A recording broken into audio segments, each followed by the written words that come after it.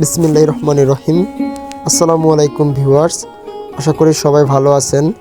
বরাবরের মতো আজকে আবার ভিডিও নিয়ে চলে আসলাম। আজ 3রা মাঘ 1432 বঙ্গাব্দ। আমার এই হালি পেঁয়াজের বয়স আজ 30 দিন। আপনারা দেখতে পাচ্ছেন আমার এই পেঁয়াজের জমিতে আজ কুপিয়ে দিচ্ছি। আমার এই পেঁয়াজের জমির মাটিটা একটু বেলে-দোআঁশ প্রকৃতির, এজন্য এই জমির পেঁয়াজটা একটু নরমাল হয়েছে। তো আমার এই জমিতে এখন যেহেতু কুপিয়ে দিচ্ছি, এই কোপানোর সময় আমি যে যে সার, ওষুধ ও কীটনাশক দিব তা সব কিছু তুলে ধরবো আজকের এই ভিডিওতে। তো ভিউয়ার্স, ভিডিওটি না টেনে ধৈর্য সহকারে ভিডিওটি দেখার অনুরোধ রইল। প্রচুর গাছ জ্বালা আছে, তাই না?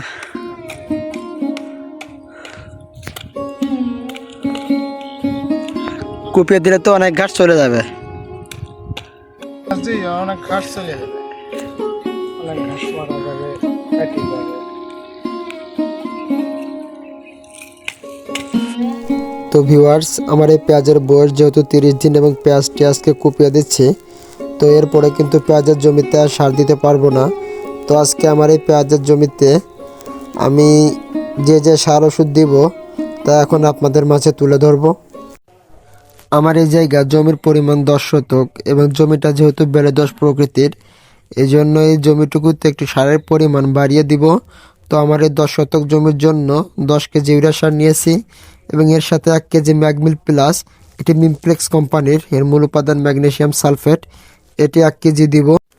এই সালফার সার গাছের বৃদ্ধিতে অধিক ভূমিকা পালন করে থাকে।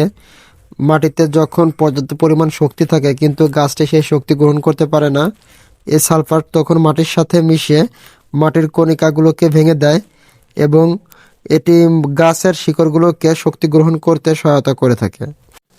এই সার দুইটার সাথে আমরা আর একটি পিজিআর দিয়ে দিব। এটি 500 মিলির একটি বোতল, এর নাম জলেবি। এটি আমাগ্রিন একটি কোম্পানির। এই 500 মিলি বোতলটি সাধারণত 20% জমিতে দেওয়া যায়।